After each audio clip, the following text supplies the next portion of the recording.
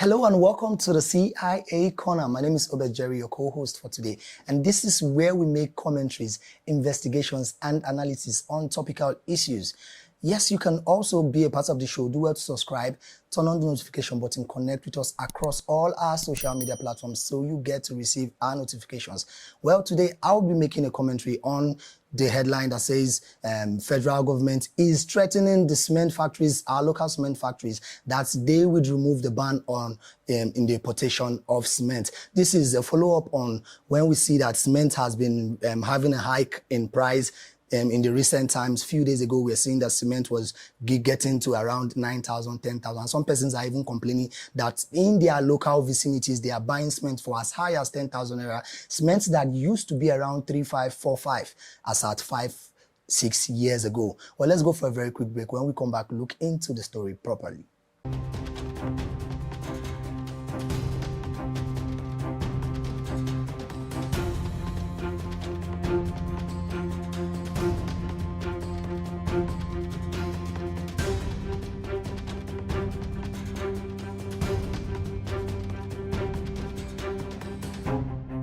All right, welcome back from that very quick break. Yes, the federal government is threatening the local cement factories in Nigeria that they would remove ban on the importation of cement. You know, for a very long time, cement has been banned. The importation of cement has been banned, that we are not allowed to use the foreign made cement. Rather, we are told to be patronizing the local cement in the country. Now, this was said because the cement factories, the local cement factories, are not accepting to bring down the price of cement. Some are even saying that they cannot go as low as 7,000 naira. That's the minimum, the maximum they can go in the price of cement due to different issues. Now, one of the challenges they are saying is the high import duties attached to getting the spare parts in making this cement, the things that they buy, the things that they import to make this cement, the spare parts and all that. That's the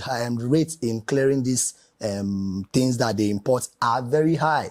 Now they are saying also that the price of petrol is another challenge. You see that it also boils down to the subsidy removal that the President Tinubu's regime removed from the beginning of May when he was sworn in. Now they are using that as an excuse that petrol is high. These tankers that they use in moving these products from one place to another, and their equipment, the machines that they use in producing this cement, use different kinds of petroleum products, petrol, diesel, and even the factory gas. Now they are saying these prices are very high. The prices are not down. So you don't expect them, after they spend a lot of expenditures in making these products, you don't expect them to sell lower than what they ought to sell. That is what they said. And then another thing is the bad road. It still boils down to how the government is pushing us through. They are saying that the roads are bad, and when they move their product through trucks and other means, the roads are bad, and it gets their trucks and their equipment faulty. They spend more in moving these products. If a trip that is supposed to be like a 10-mile trip, if the roads are bad, it will take up to 20, 30 miles, while the persons that are controlling these trucks will charge more than, because of the bad road and how these products are moved, the vehicles get faulty and all that. Now, the federal government, on the other hand, are saying they want to remove this ban on this importation of this cement. Well, removing the ban on cement importation would help Nigerians to have a whole lot of varieties of cement to use in the country and at a cheaper rate. But it will have a detrimental effect on we Nigerians, because we know how Nigerians misuse privileges. Let me use the word privileges. We Nigerians misuse privileges.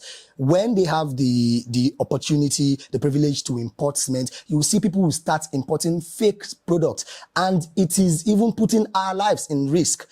We are sure that this cement produced in our local vicinity in Nigeria here, we are sure that this cement product and their method of production have been duly scrutinized. We know that they are capable of carrying our roads and carrying our buildings. How sure are we that when they import this product, and you know, once so many products are being imported, it has lesser scrutiny.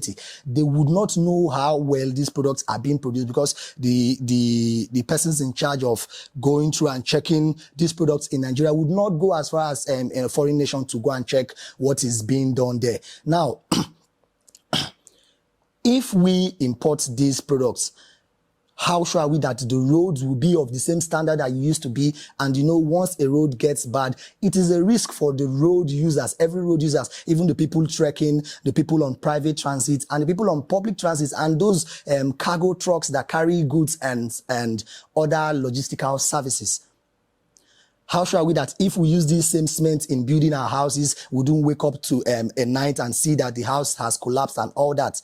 And then it will ruin the local product that we have. Most persons will stop patronizing the local cement that has been in the country, and it will make our importation rate high.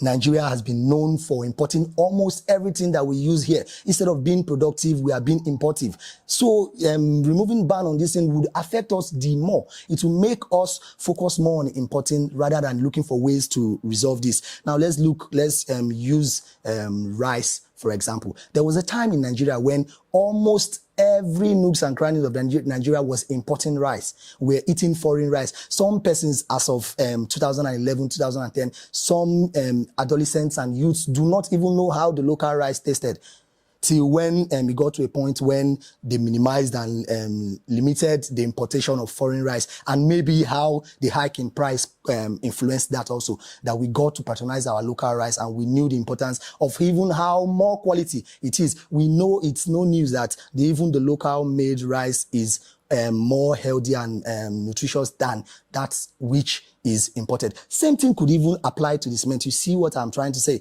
Now, if we say we want, okay, they remove the ban in importation on cement, and we have like 20, 30 products from different factories supplying cement to Nigeria, most persons will not look down to patronize our local cement factories like the Dangote, the BUA, the Ibeto cements, and or whatnot. We would want those foreign products, and some Nigerians are already of the mentality that anything that is being imported has more quality than that which is produced locally. You see how it will affect us very, very, very, very, very bad. It will affect our economy, it will affect our productivity rate, it will affect our patronage of our own locally made products. And then the hike in dollar is another thing that is even influencing this hike in cement price. We could see today dollar is plunging from 1.8 to 1.9, while pounds is driving around 2,000 something to 2,000 something naira. The dollar is not coming down. The petrol price is not coming down. The Dangote refinery is not up and doing at the moment. Food drivers and truck drivers and tankers are even threatening to go on strike. They are not even wanting to work and help the economy. And we know all these are having detrimental effects on us. Transport has even hiked. The government should, I would say the government is saying they want to remove the ban on the importation of cement. Maybe it's a threat on the cement factories to make them heed to the suggestion of the federal government to bring down the price of their cement, because the federal government on their own is supposed to look into these areas. The Price Control Board of Nigeria is supposed to look into these areas of every nooks and crannies of almost everything that we buy and sell in Nigeria here. But they've not resolved that part. Okay, they should, since you want these people to subsidize the price of cement on Nigeria so that we can build. Okay, these days, you can even, the price that you would get, you will buy a land and to build it, it's not even a comparison to check on.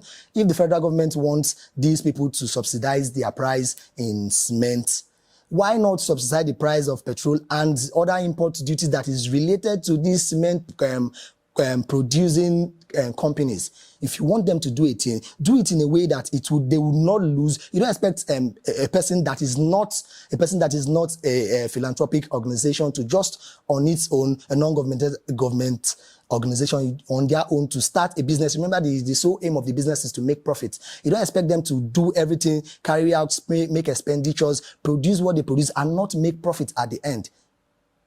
So you see, well, this is where we come to the end of the show for today. Do well to subscribe, turn on the notification button, connect with us all in all our social media platforms so you get to receive our notifications. My name is Obed Jerry, your co-host for today, and this has been the CIA Corner here on TAF TV. See you next time.